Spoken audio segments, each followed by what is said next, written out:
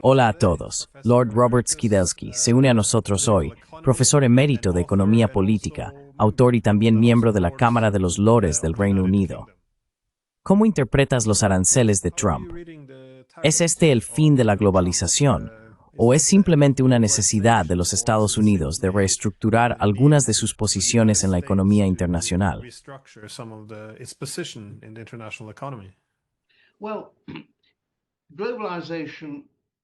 Bueno, de todos modos, la globalización estaba llegando a su fin. Quiero decir, las sanciones fueron un elemento muy importante en la ruptura de la globalización. La aceleraron porque lo que significaba era que estabas dividiendo el mundo en tres grupos: los sancionadores, los antisancionadores y las personas que están un poco en el medio. Así que, de alguna manera, estabas comenzando a recrear la división tripartita de la Guerra Fría entre la OTAN y Occidente, la Unión Soviética Comunista y China, y los poderes no alineados encabezados por India. Esto era una especie de Guerra Fría. Y esto es lo que está sucediendo.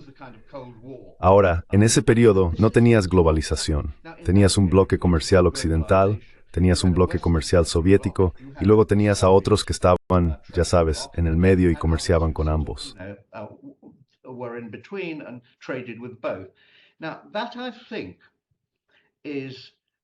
Ahora, eso creo es básicamente lo que el régimen de sanciones ha recreado.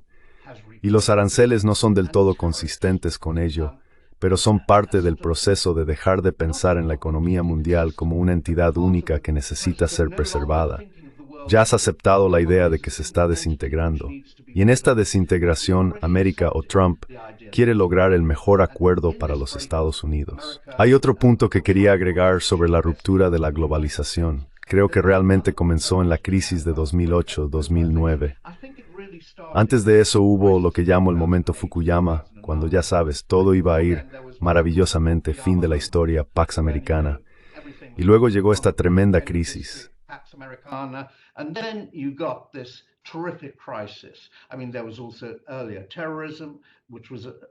Quiero decir, también hubo terrorismo antes. Pero la crisis financiera significó que el sistema bancario, la idea de que se podían liberar los flujos financieros globalmente y que se ajustarían por sí mismos, que no habría crisis financieras, al hacer eso, se desmoronó. Casi tuvimos otra gran depresión en 2008, 2009. Y después de eso, la globalización siempre estuvo, creo, a punto de llegar a su fin. De todos modos, se ha acelerado. Aranceles, no creo que sea un buen método.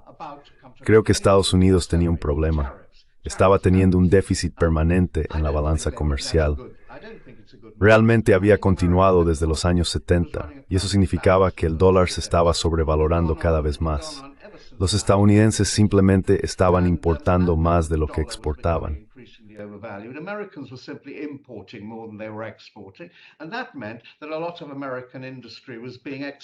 Y eso significaba que gran parte de la industria estadounidense estaba siendo exportada al extranjero porque se pagaban dólares para establecer instalaciones en el extranjero. En ese sentido, Trump tiene razón. Había un problema con el dólar sobrevalorado y el vaciamiento de la industria estadounidense. Y eso estaba mal, no solo desde el punto de vista de los empleos que se estaban perdiendo, sino por razones de seguridad. No quieres que algunas de tus mejores plantas industriales se trasladen al sudeste asiático. Lo quieres en casa. Así que había una razón estratégica, una razón económica, pero la forma en que lo abordó no fue la correcta. Quiero decir, uno espera que sea principalmente una postura de negociación y que él haga acuerdos comerciales con los países amigos, si se quiere, que restauren alguna apariencia de globalización en alguna parte del mundo de todos modos.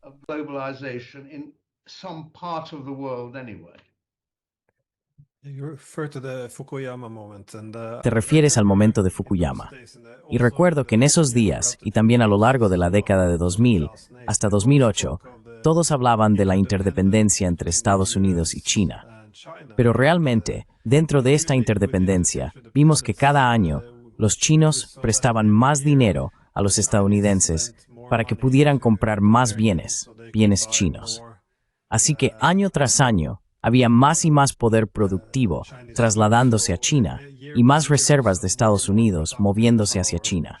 Mientras tanto, China estaba escalando en las cadenas de valor globales con más desarrollo tecnológico. Así que mi pensamiento en ese momento, al menos alrededor de 2006, era que esto realmente no podía ser sostenible a lo largo del tiempo. Y creo que eso es lo que sucedió después de 2008-9. Los chinos investieren porsten condenar tantistoidenest mind que nian nogropal hintes. Mientras tanto, los estadounidenses también estaban cada vez más preocupados por su excesiva dependencia de China. Así que, de repente, ambos se dieron cuenta de que esto no era sostenible. Y creo que fue entonces cuando los chinos comenzaron a seguir diferentes políticas económicas e industriales, y los estadounidenses también empezaron a protegerse un poco contra el ascenso de China.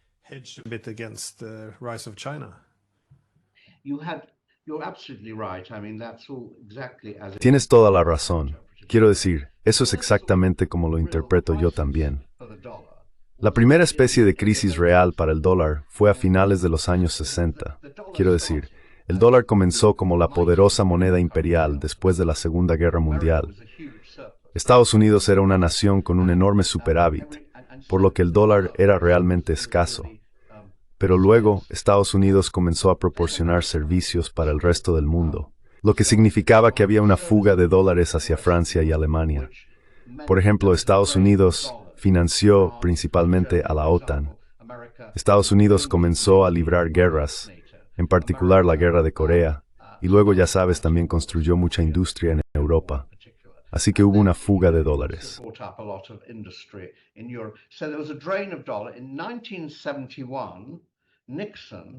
En 1971, Nixon cortó el vínculo entre el dólar y el oro, que era la razón por la cual la moneda estadounidense era un refugio tan seguro. Y el dólar se depreció. Ese fue el primer tipo de reajuste. Pero el dólar aún seguía siendo esta moneda imperial. Todavía proporcionaba demasiados servicios al mundo, como dices, como un refugio seguro.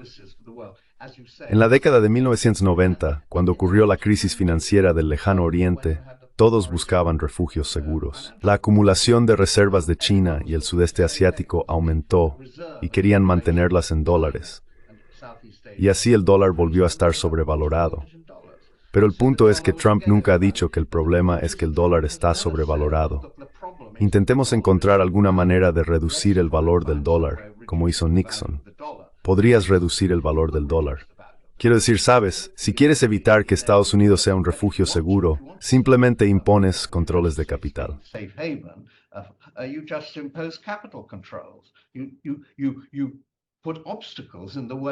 Pones obstáculos en el camino de exportar dólares desde los Estados Unidos.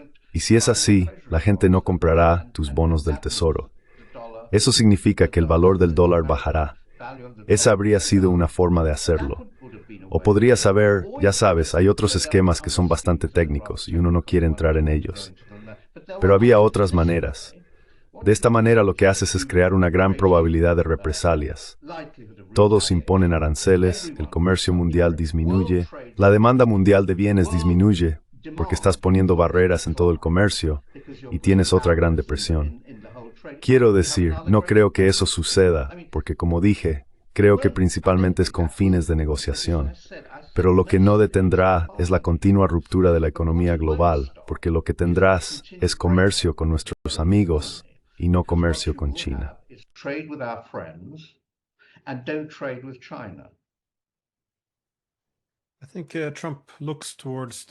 Creo que Trump mira hacia los nacionalistas económicos del siglo XIX en América, cuando Estados Unidos no podía competir contra las industrias maduras de Gran Bretaña, en las que usaron subsidios temporales y aranceles para fortalecer la industria. Pero creo que el problema ahora es que con todos estos altos aranceles en el mundo, Estados Unidos no tiene la capacidad industrial para realmente reemplazar las importaciones. Así que no está claro. No estoy seguro de cómo, de nuevo, si la lógica nacionalista económica es que proteges las industrias nacientes de las maduras. En otras palabras, los productos de alta calidad y bajo costo contra los tuyos, que serían de alto costo y baja calidad, Entonces es muy difícil hacer esto si no tienes realmente las industrias para empezar. Quiero decir, los estadounidenses no van a empezar a fabricar zapatillas para correr mañana si imponen altos aranceles a algunas que vienen de Vietnam.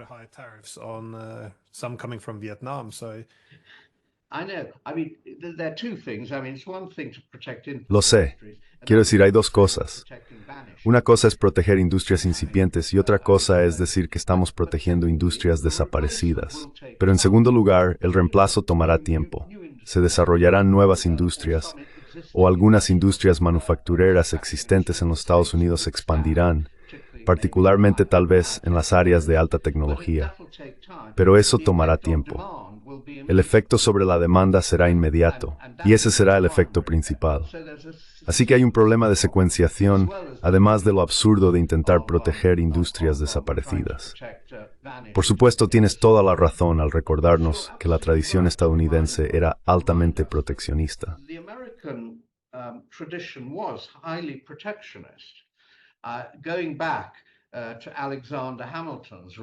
Volviendo al informe de Alexander Hamilton sobre los fabricantes en 1812 o por ahí, querían proteger la naciente y joven economía estadounidense de la competencia británica.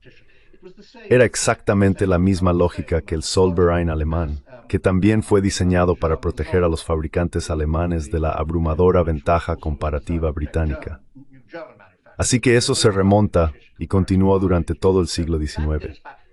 América era una economía de altos aranceles. Hacia el final, hubo algunas señales de que querían reducir los aranceles, pero América solo se convirtió en una economía de libre comercio después de la Segunda Guerra Mundial.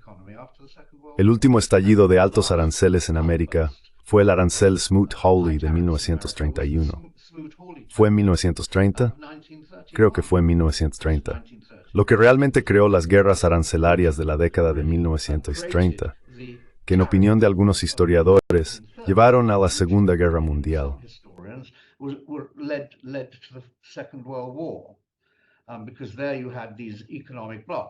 Porque allí tenías estos bloques económicos, el bloque japonés, el bloque americano, el bloque del Imperio Británico y el bloque alemán.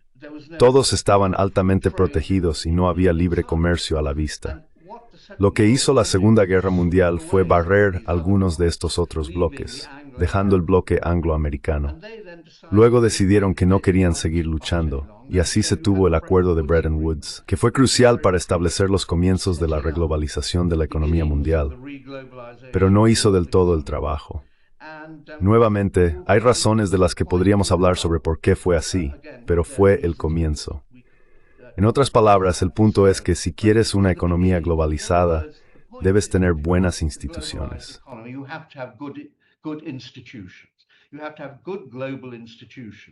Tienes que tener buenas instituciones globales. No basta con decir, bueno, el mercado lo hará todo.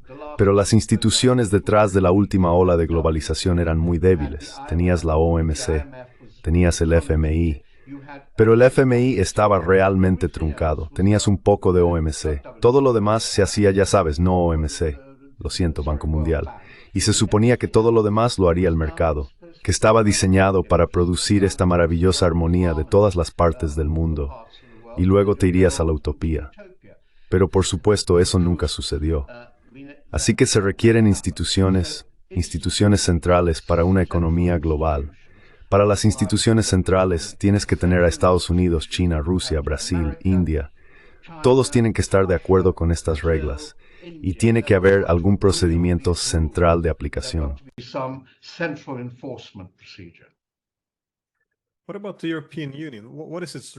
¿Cuál es el papel de la Unión Europea?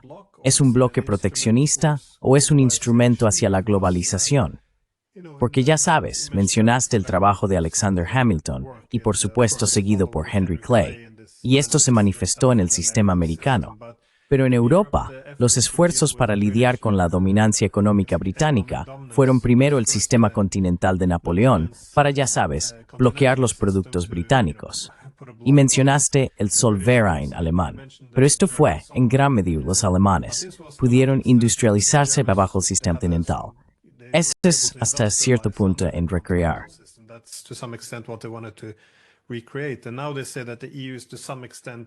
Y ahora dicen que la UE es, hasta cierto punto, por supuesto, no quiero exagerar, pero una continuación de la idea del Zollverein, si lo estoy pronunciando correctamente.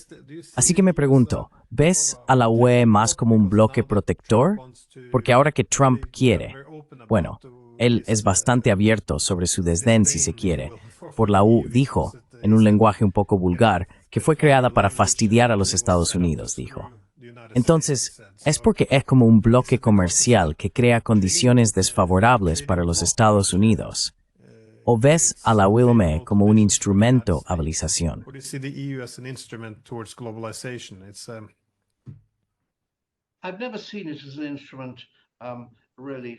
Nunca lo he visto realmente como un instrumento para la globalización. Creo que la Unión Europea, lo que Trump ha hecho es confrontar a la Unión Europea con la cuestión de si quiere convertirse en un Estado o no. Estos acuerdos económicos, en primer lugar, la Comunidad Económica Europea, como se llamaba, luego se convirtió en la UE, y luego añadieron las barreras comerciales y la moneda única, pero nunca se convirtió en un Estado. Tomó la ruta económica, por así decirlo, de la identidad sin tomar la ruta política, o la ruta política quedó muy atrás. Y eso inevitablemente significó que el aspecto proteccionista, los aspectos del Zollverein, salieron a la luz.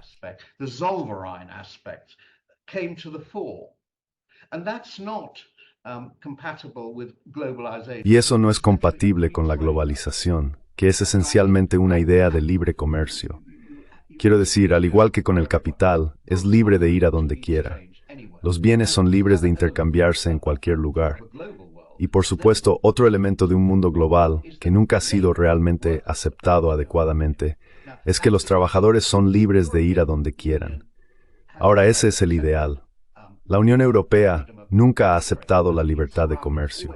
Quiero decir, siempre ha estado rodeada de aranceles. Quiero decir, eso era parte de su identidad. ¿Y cómo responde a Trump?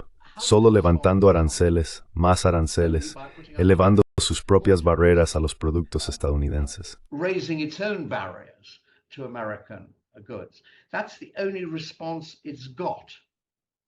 Esa es la única respuesta que tiene porque realmente no puede. Quiero decir, lo que podría hacer es decirle a Estados Unidos, tal vez, bueno, mira, tengamos un área de libre comercio entre Europa y América. Pero no va a ser eso porque también tiene que ser mucho más políticamente seguro de sí mismo. Así es como lo veo. Europa está muy lejos de convertirse en un Estado. De hecho, la Unión Europea ahora tiene no sé cuántos miembros, quiero decir, deben ser 30 o algo así, no sé, algo así. Pero ya sabes, no está cerca, no tiene ni de lejos la cohesión suficiente para tener un sistema estatal, un sistema fiscal centralizado, ni siquiera una política monetaria adecuadamente coherente. Así que está fuera de la acción que está ocurriendo.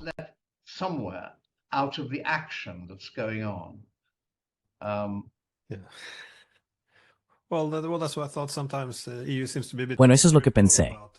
A veces la UE parece ser un poco demasiado crítica con respecto a los aranceles estadounidenses, dado que han tenido sus propios aranceles durante bastante tiempo. Pero también parece, nuevamente, si los estados se crean en guerras. Si miras la guerra Prusia-Francia de la década de 1870 y lo que creó un estado alemán unificado, parece que la UE está viendo alguna oportunidad en esta guerra ahora contra Rusia en términos de centralizar el poder. No estoy seguro de si federalizar la UE sería un paso demasiado lejos, pero ciertamente están otorgando más competencias económicas a la Unión Europea.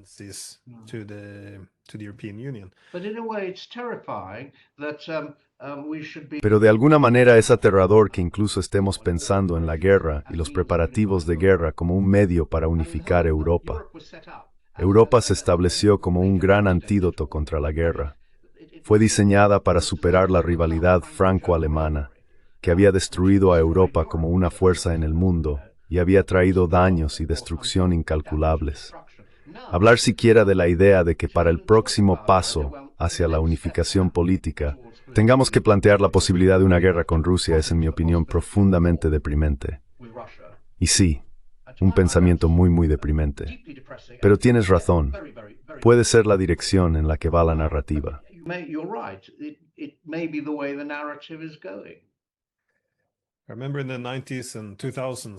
Recuerdo que en los años 90 y 2000, toda la literatura sobre la UE trataba de que era un tipo de poder diferente.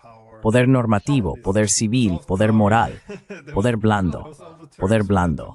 Esos eran todos los términos que teníamos que aprender. Parece que ahora estamos hablando de una UE geopolítica.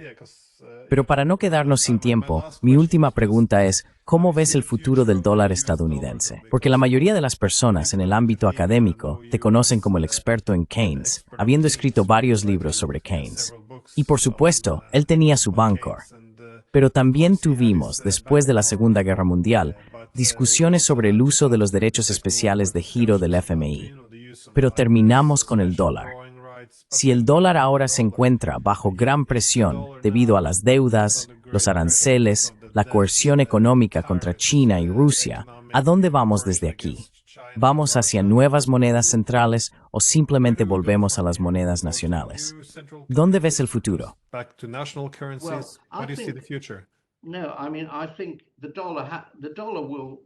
No, quiero decir, creo que el dólar va a declinar. Tiene que hacerlo, quiero decir. No puede seguir siendo este tipo de supermoneda de reserva por sí solo. Así que las alternativas son o bien la diversificación de reservas de la que se ha hablado, pero para eso necesitas una convertibilidad mucho mayor de las monedas de la que, por ejemplo, China permite, o tienes una moneda de reserva supranacional que es el FMI, que es el Bancor, la idea de Keynes del Bancor. El FMI crea una moneda de reserva y eso significa que ningún otro país está bajo presión para acumular reservas por sí solo, porque siempre habrá suficientes reservas para lidiar con cualquier contingencia comercial. Así que esas son las dos cosas. Tienes o bien la función de reserva múltiple, es muy interesante. En 1960 creo que el 80% de las reservas mundiales se mantenían en dólares, y en 2023 había bajado. Remember Soros-Stein's The Sustainable Thing. And by 2023, it had gone down, but only to just below 60%. So these other blocks hadn't really emerged. Entonces, estos otros bloques realmente no habían surgido como grandes monedas de reserva.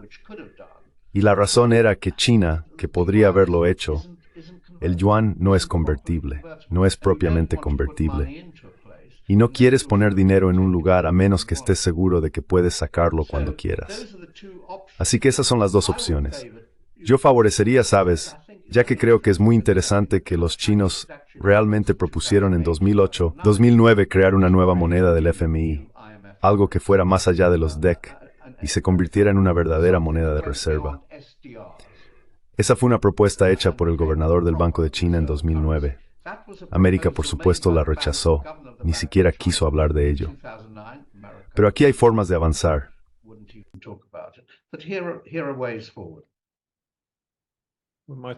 Podríamos estar volviendo a esa propuesta entonces. De todos modos, Lord Robert Skidelsky ya he tomado demasiado de su tiempo, así que gracias de nuevo. No, fue un gran placer estar contigo. Y buena suerte con tu canal y tus esfuerzos. Son muy necesarios. Gracias de nuevo.